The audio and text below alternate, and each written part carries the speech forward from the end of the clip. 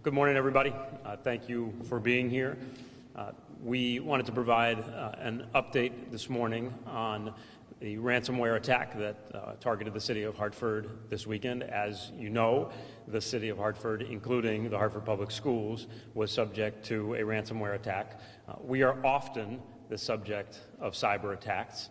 This was, however, the most extensive and significant attack that the city has been subject to, certainly in the last 5 years.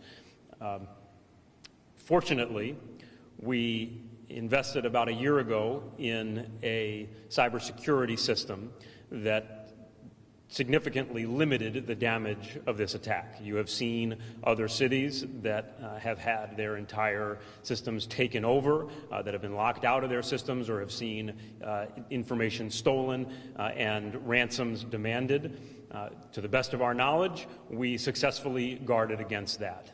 Again, about a year ago, we invested approximately $500,000 in a cybersecurity system that helps both to detect and monitor attacks as well as to isolate environments that have been compromised. The city of Hartford, including the Hartford Public Schools, has approximately 300 servers. More than 200 of those servers were attacked in this ransomware virus attack. The stages of our response were the following: one, to isolate the virus; two, to begin restoring systems that were compromised; and then the third phase, which we will get to soon, is the forensic work of trying to identify the origin of this attack and bring the attacker to justice. We have Hartford police officers who are part of a federal cyber task force. We have already been in touch with the FBI directly about this attack, and we will pursue that after the fact. But our focus right now is on full restoration of our systems. I want to stress that we do not believe that any private personal information was stolen. We do not believe that any sensitive financial information was stolen. We do not believe that there are any systems that we do not control access to. We are in the process of the extensive restoration of systems, which takes time, and our Metro Hartford Innovation Systems team, our IT team, has been working around the clock to do that. As you know, one of the effects of this attack was to compromise the system that allows us to route school buses. And the primary reason that the decision was made to postpone the first day of school was that that system was not sufficiently restored, and we did not have confidence that it would be sufficiently restored by the time it was needed this morning. We actually did believe yesterday afternoon and evening that the restoration of that system had been successful. It became clear later in the night that we could not have confidence in that system, and the superintendent made what I think was exactly the right call to postpone the first day of school, as difficult as that was in this year when so much work has gone into preparing for the first day of school. I will let the superintendent speak to a number of other things at the Hartford Public Schools. Throughout the day, our Metro Hartford Innovation Systems team, again our IT team, will be prioritizing the effort to ensure that the school system is fully up and running and ready to open as quickly as possible. They'll be going school to school, going desktop by desktop. We obviously want to make sure that schools open as soon as possible. We do not have an announcement this morning on when we believe that will happen. We will try to provide an update later today, and again, we're going to be working as quickly as possible. We believe that there's been significant progress made on restoring the system that controls the bus routing, but there's still a few more tests that have to be run to confirm that. The ransomware attack did also have an impact on, again, many other systems throughout the city, but I want to stress that because we identified it early, the primary issue right now is that we locked systems down. We closed them down, froze them to ensure that they couldn't be further damaged or exploited, and we do have systems that still need to be restored. Some of the systems that were affected over the weekend included public safety systems. However, there was no operational impact that impeded our ability to respond to calls for service. If you called 911, you still reached our dispatchers, our police and fire team were still able to communicate by radio. There was an impact to the computer system that queues calls, but we switched to a manual workaround very quickly, and we have no reason to believe that that compromised our ability to respond to calls for service. We, again, do not believe that there is any private information or sensitive data that has been stolen or compromised, but of course we will be working to ensure that we are 100% confident about that. One of the features, in addition to the cybersecurity system that we purchased last year, we also have cyber insurance, and that comes along with incident response, and so we'll be working together, both our team internally with our external partners, to make sure that we are not only repairing and restoring our systems as quickly as possible, but doing everything we have to do to make sure that we fully understand any additional compromise that may have occurred. But I want to stress again, you've seen attacks like this in cities that have been truly devastating for long periods of time, where significant amounts of data has been stolen, where systems have been locked down, and the city was not able to access them to do the restoration work. That is not the case here. The investments that we made last year significantly limited the damage of that attack, but there is still an impact, and we will continue to work through it. I am now going to turn this over to the superintendent to talk a little bit more about the decision we made this morning, as well as the work that we're going to be doing in the ongoing every minute and every hour. I want to thank her for, again, I think she made a tough but absolutely the right call this morning. And then we'll be happy to take any questions. Superintendent? Thank you, Mayor. Hello, everyone. Just a few other updates with regard to progression and timelines. So we have been working very closely with MHIS to understand the magnitude of the impact to the systems. There is one system that we knew yesterday that was significantly compromised, and that was our student information system, PowerSchool. That was a 7-hour rebooting system process, and so that was by midnight fully restored. And so we are pleased that that was able to take place. With regard to the other system that the mayor referenced, and so those are two systems that have to talk to one another. One is the system that we use to create the bus routes, and the one that we are hoping that is going to be fully restored today is the other system, which relies on having our bus company, our bus providers, and our schools to have live information as to bus routes and busing information. The other piece that I want to make sure that we update on is, as the mayor referenced, making sure that we have an exact count as to any impact on the desktops throughout all of our schools for our staff. As you know, we are heavily relying on all of our technology and on our staff's ability to access technology in order to deliver remote instruction, given that more than half of our student population has elected to learn remotely. As we continue to get updates, we will assess quickly so that we can communicate to our entire community what the plan is moving forward.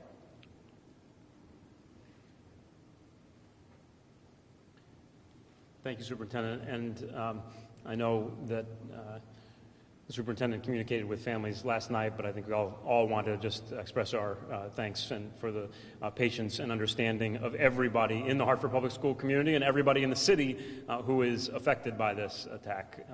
Please know that we're doing everything we can as quickly as we can, but we're very grateful for your patience and understanding as we work through it.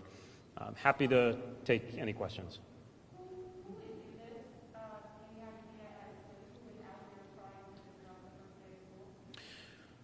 Well, we can't, the question was who would do this, and do we have any idea who was out there who would want to disrupt the first day of school? The short answer is we don't know who did this.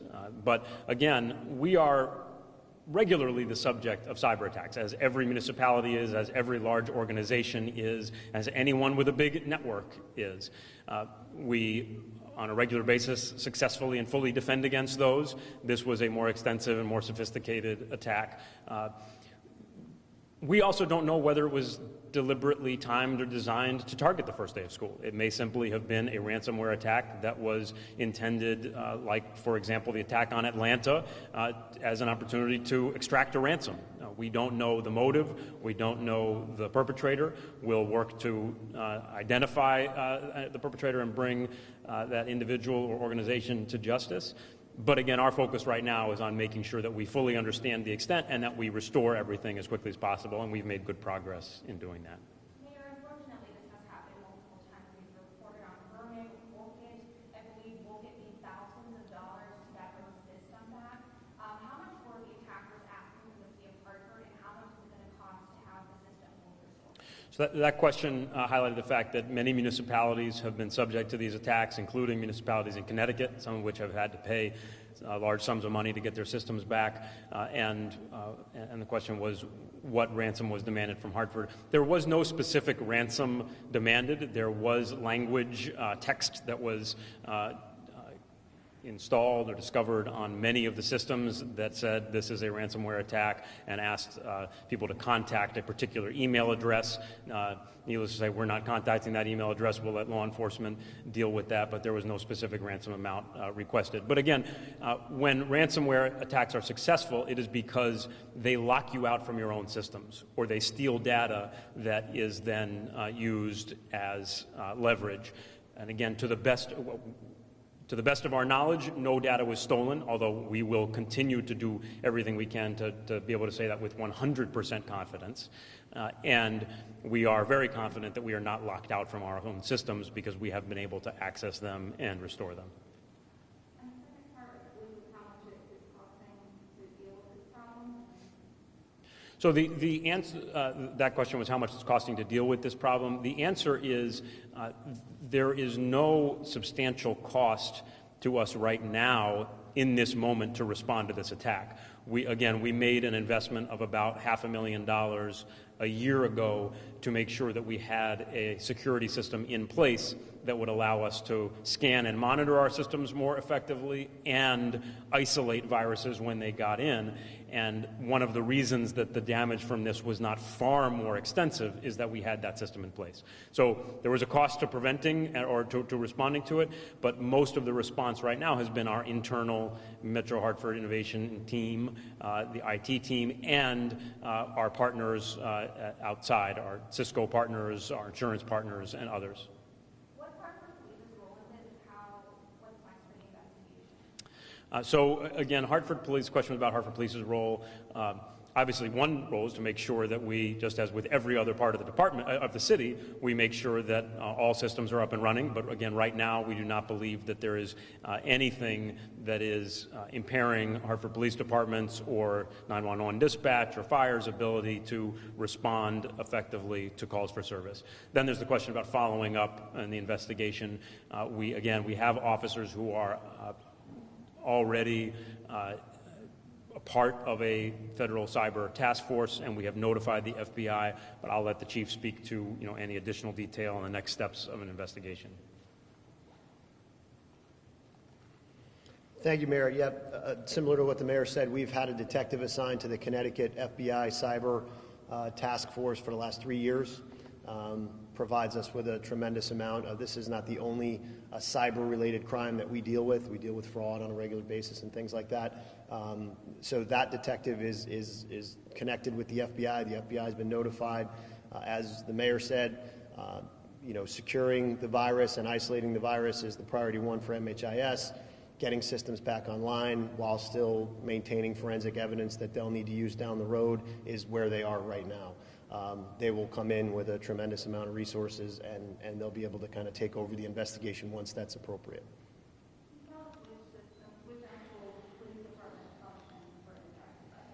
Most of the systems that impacted in the police department were kind of back-end support systems, the report writing, our ability to upload cameras into the servers, the actual, when someone calls 911 and looks for a police officer, none of those services were impacted.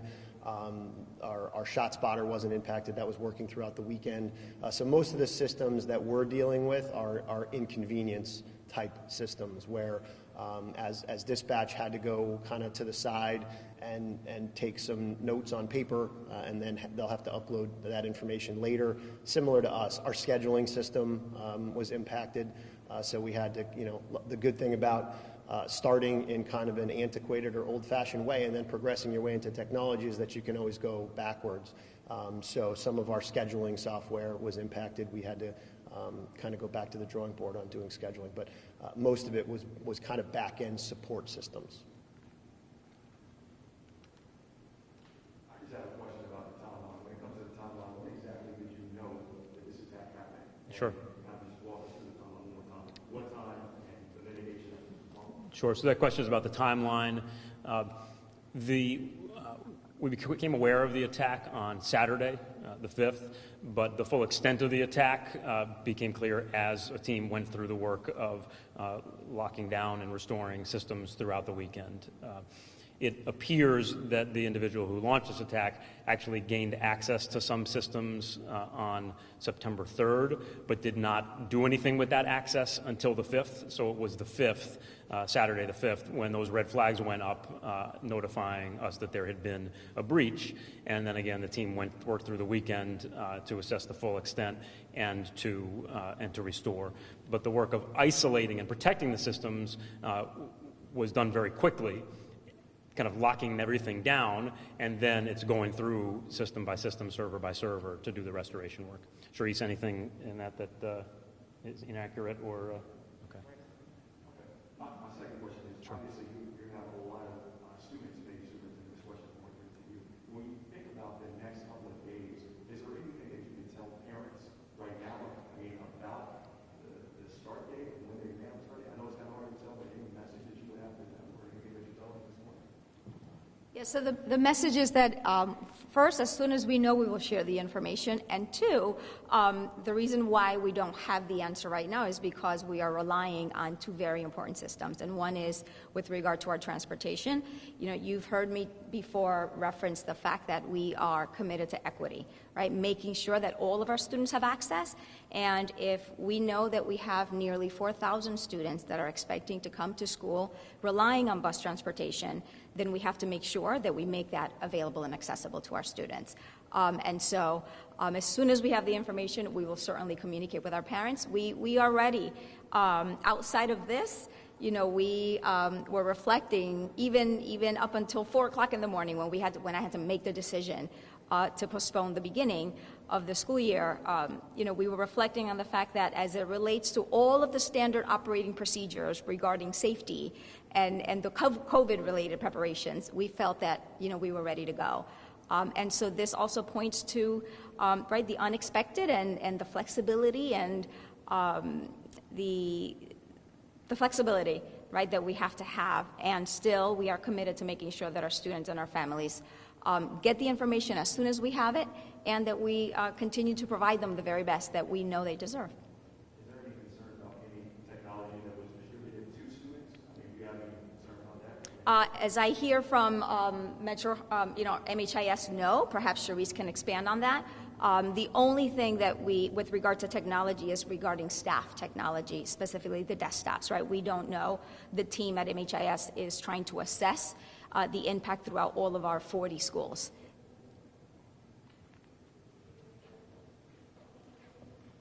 So the devices that the students already have, they're connected to a cloud-based platform, which isn't part of our internal network, so they won't have any issues with, the ransomware attack.